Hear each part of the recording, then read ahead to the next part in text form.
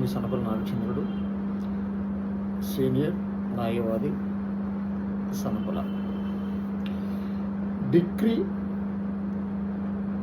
Versus order.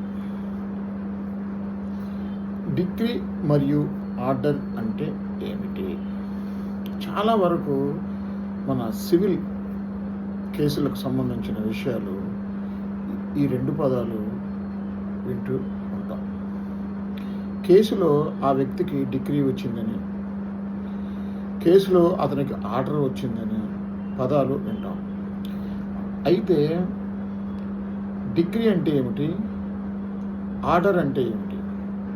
మిత్రులారా, మన దేశంలో సివిల్ వివాదాల పరిష్కారం కోసం సిపిసి, సివిల్ ప్రొసీజర్ కోడ్ అనే చట్టం బ్రిటిష్ కాలం అంటే 1908 నుండి అమల్లో ఉంది.